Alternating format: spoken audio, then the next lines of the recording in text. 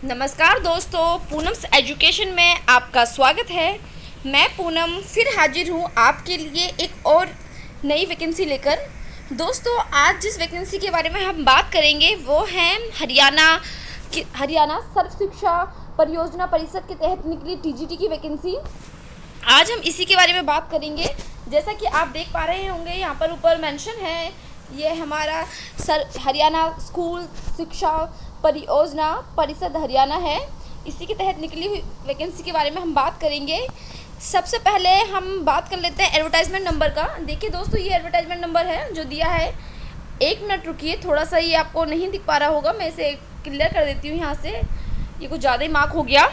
आप देख पा रहे होंगे एडवर्टाइजमेंट नंबर अब क्लियरली। आप चाहें तो एडवर्टाइजमेंट नंबर गूगल पर डालकर डाउनलोड कर सकते हैं। चलिए जल्दी से हम बात कर लेते हैं कितनी वैकेंसी है, कब तक अप्लाई कर सकते हैं, लास्ट डेट क्या है और एलिजिबिलिटी क्राइटेरिया क्या है। चलिए दोस्तों, देखिए जो आपका एप्लीकेशन स्टार्ट हुआ है ये आपका 17 मई से स्टार्ट हो चुका है 10 बजे से मॉर्निंग के। और जो आपका लास्ट डेट है, एप्लीकेशन क्लोजिंग डेट है फॉर्म भरने का, वो आपका 3 जून 2022 है 5 बजे तक। और जो आप अपनी फ़ी डिपॉजिट कर सकते हैं वो आपका 6 जून 2022 है 4 बजे तक, दिन के 4 बजे तक। दोस्तों, ये हुई आपकी क्लोजिंग डेट और स्टार्टिंग डेट की बात। अब मैं आपको एक ज़रूरी बात और बताना चाहूँगी, क्योंकि एडवर्टाइजमेंट तो 6 पेज का है तो इसलिए मैं आपको पूरा नहीं पढ़ के बताऊँगी, बट जो ज़रूरी पॉइंट है मैं कोशिश करूँगी कि इस वीडियो में कवर हो और आपको हेल्प मिल सके। देखिए, जो ये वैकेंसी है दोस्तों, ये हमारी कस्तूरबा गांधी बालिका विद्यालय में है, जैसे कि आपको दिख पा रहा होगा, लिखा है इसमें। और मैं कहूँगी कि एक बार आप एडवर्टाइजमेंट ज़रूर पढ़ें, आपको मिल जाएगा। मैं आपको बताऊँगी अभी आपको एडवर्टाइजमेंट कैसे डाउनलोड करना है। ये हमारा हुआ कि आपको कहाँ पे जॉब मिलेगी।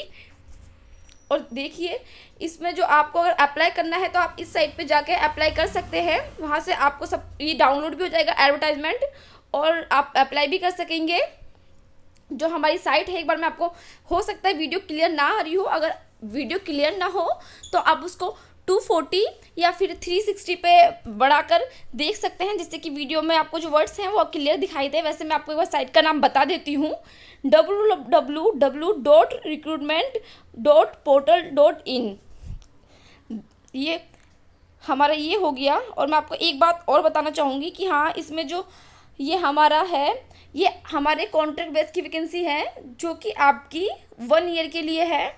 यहाँ पे लिखा हुआ है, ये देखिए, ये रहा कि जो ये है Kasturba Gandhi Balika Vidyalaya purely on the contractual basis initially for a period of 1 year. ये आपके स्टार्टिंग में 1 ईयर के लिए है, पर आपकी परफॉर्मेंस देखते हुए ये एक्सटेंड हो सकती है, आपका एक्सटेंड कर देंगे on the behalf of performance. ये बात हो गई, मुझे बस आपको यही बताना था इसमें। बाकी हम थोड़ा सा वैकेंसियों की तरफ चलते हैं, क्या वैकेंसी है, कितनी है। और एक चीज़ और, जैसे कि काले जो लिखा है हाइलाइट्स में लिखा है, मैं आपको बता देती हूँ। The candidate are required to bring the printed copies of online application form with necessary certificates at the time of verification of document. आप सबसे पहले ऑनलाइन फॉर्म भरेंगे और उसके बाद आपका डॉक्यूमेंट वेरिफिकेशन होगा, तो उस टाइम आपको अपना ऑनलाइन फॉर्म जो आपने अप्लाई किया है उसकी कॉपी और सारे डॉक्यूमेंट की कॉपी लेके जाना है। कब? जब आपका वेरिफिकेशन होगा। चलिए अब आगे बढ़ते हैं, थोड़ा सा वैकेंसीज़ के बारे में बात कर लेते हैं। देखिए, ये जो vacancy subject wise vacant post of TGT only for district Mewat and Palwal. ये जो है ये आपके मेवात और पलवल के लिए हैं, और बाकी आगे और भी हैं, मैं अलग अलग डिस्ट्रिक्ट के लिए वो भी आपको बताऊंगी।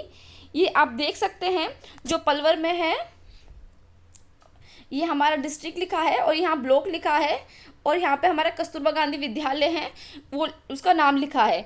देखिए, पलवल में है, हसनपुर में, लिखी में किसकी, टीजीटी एसएसटी की और इंग्लिश की, दो सब्जेक्ट की वैकेंसी है यहाँ पे। फिर पलवल में, यहाँ हसनपुर लिखी में संस्कृत और हिंदी की भी है, और पलवल में आपकी टीजीटी साइंस और मैथ्स की भी है।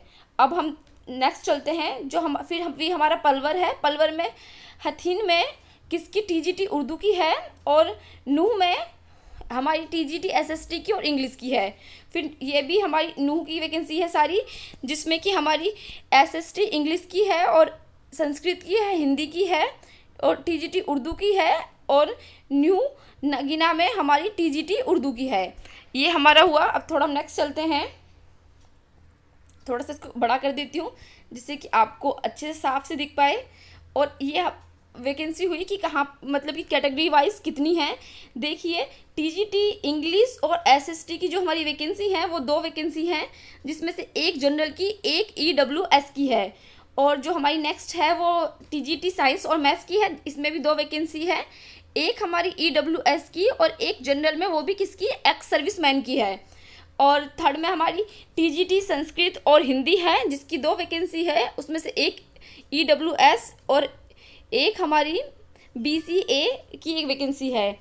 और जो फोर्थ है वो टीजीटी उर्दू है, जिसमें 4 वैकेंसी हैं, जिसमें जनरल की 2, ईडब्ल्यूएस की 1 और एससी की 1 वैकेंसी है। तो ये हमारी मेवात की बात हुई, मेवात। और हम अब नेक्स्ट देखते हैं, ये हमारा है subject wise vacant post of TGT expect district Nuh और पलवल।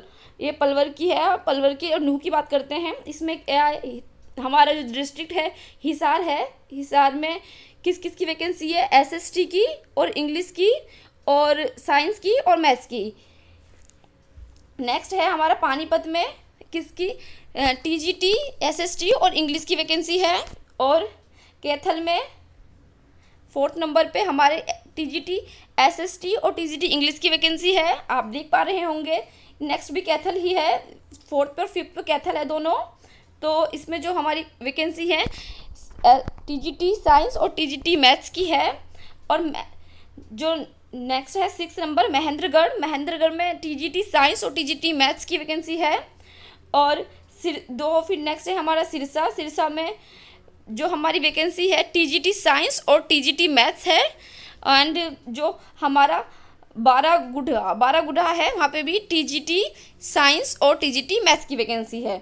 आप ये देख रहे होंगे जैसे कि सिरसा यहाँ पे 2 बार लिखा है, 2 बार क्यों लिखा है, तो देखिए दोस्तों ये क्या है, ब्लॉक अलग अलग है। जैसे कि जो पहले वाला ब्लॉक है वो है डाबलाली और जो दूसरा है ये है भारूगुड़ा, तो इसलिए ये अलग अलग ब्लॉक में वैकेंसी है।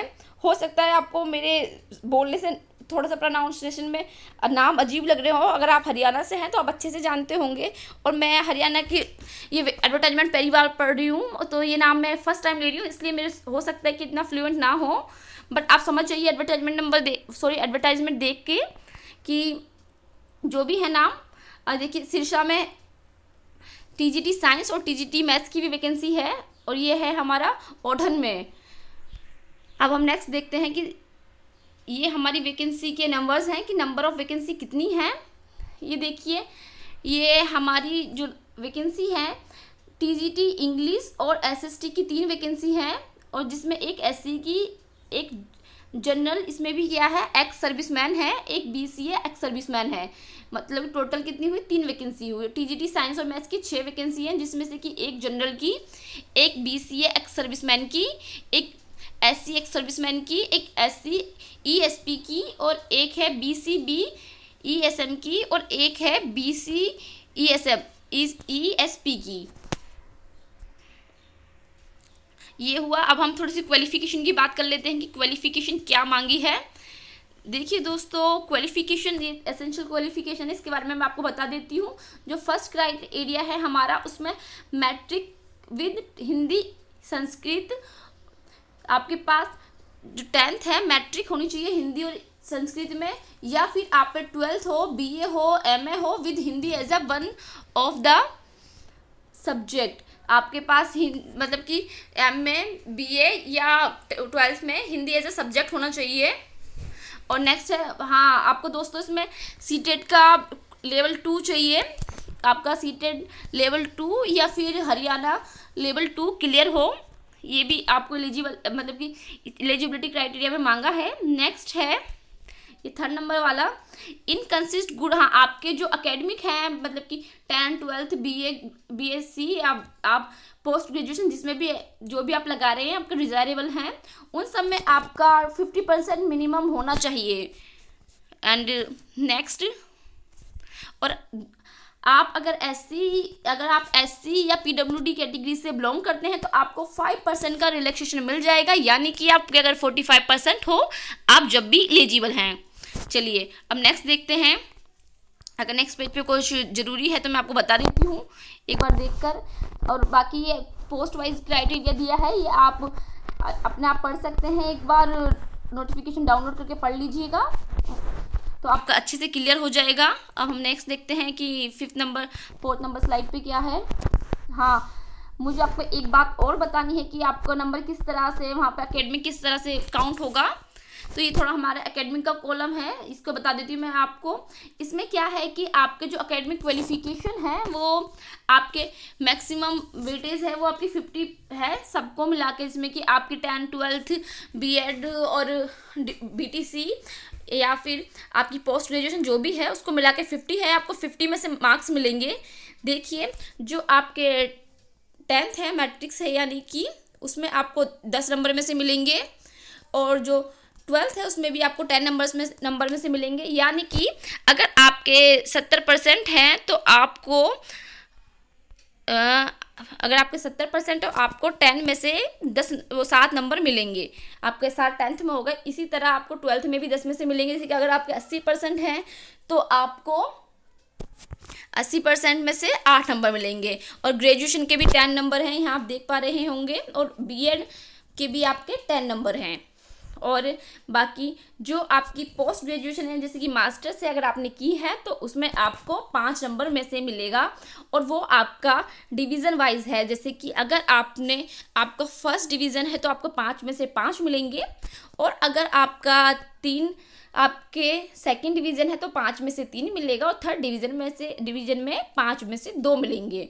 और अगर आपने एमफिल किया है तो आपको फ़ायदा होगा, उसको आपको 2 नंबर मिलेंगे, और पीएचडी करा है तो आपको उसके 3 नंबर मिलेंगे। फिर आपकी मेरिट बनेगी और उसके बिहाफ पर ही आपका सिलेक्शन होगा।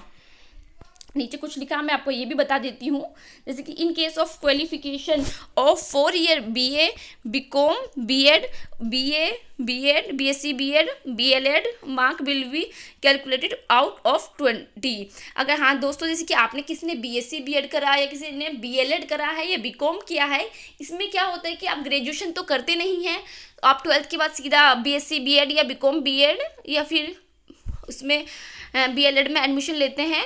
तो इसमें क्या होगा, आपके जो ग्रेजुएशन के मार्क्स हैं और प्लस आपके BEd के मार्क हैं, उन दोनों को मिला के मतलब कि 20 में से आपको नंबर मिलेंगे। ठीक है, ये वाला पॉइंट क्लियर हो गया आपका। और बाकी तो ऐसा कुछ है नहीं, ये एक एमफिल वाला बता देती हूँ मैं आपको। In case a candidate has done both MPhil and PhD the number will be given only for PhD। हाँ, अगर कुछ ऐसा होता है कि आपने एमफिल प्लस PhD दोनों करा है तो वो आपको एक ही चीज़ के नंबर देंगे, यानी कि बस आपको PhD के नंबर मिलेंगे। ऐसा नहीं है कि आपको दोनों के नंबर मिल जाए। चलिए दोस्तों, इसमें जो इंपॉर्टेंट बातें थी वो मैंने बता दी। अगर कुछ और हो अभी आपका तो आप मुझसे कमेंट में पूछ सकते हैं। नेक्स्ट मैं देख लेती हूँ इसमें क्या ज़रूरी है, वो मैं आपको बता देती हूँ।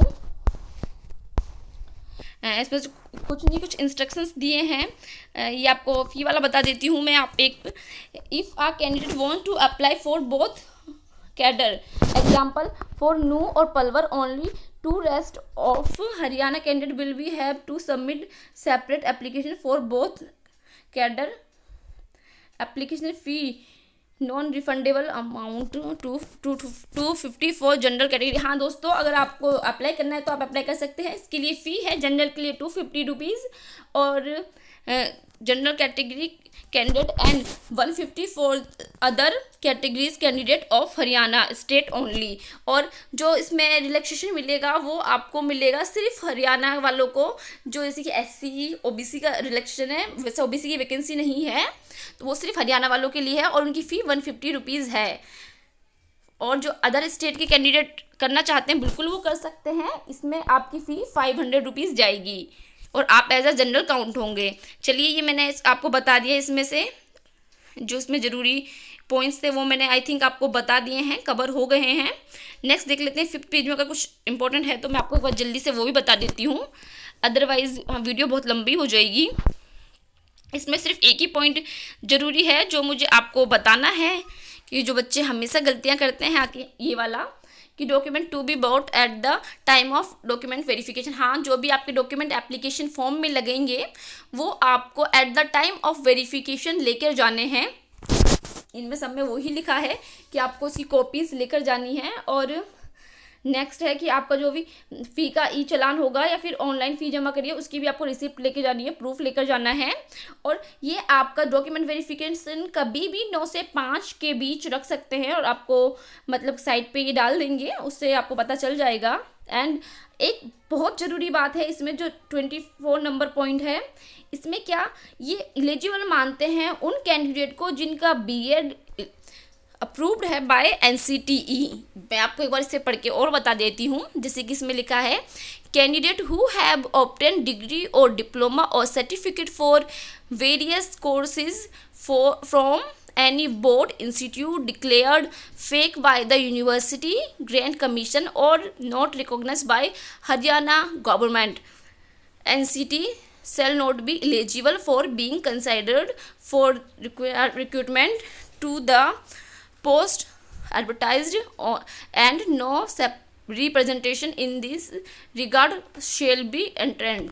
अच्छा देखिए दोस्तों, इसमें आपका जो डिग्री डिप्लोमा है वो अप्रूव्ड होना चाहिए एनसीटी से या फिर गवर्नमेंट की जो भी बोर्ड है उनसे अप्रूव्ड होना चाहिए। और मैं आपको एक बात और बताना चाहूँगी, इन्होंने जो 1 ईयर का बीएड होता है 1 ईयर वाला, उसको भी एलिजिबल माना है। आप जब पूरा एडवर्टाइजमेंट पढ़ेंगे तो उसमें आपको पता चल जाएगा। और अगर आप मुझे बोलेंगे तो मैं सेपरेटली वीडियो बना दूँगी जिसमें मैं बता दूँगी कि किस पोस्ट के लिए क्या मांगा है एलिजिबिलिटी।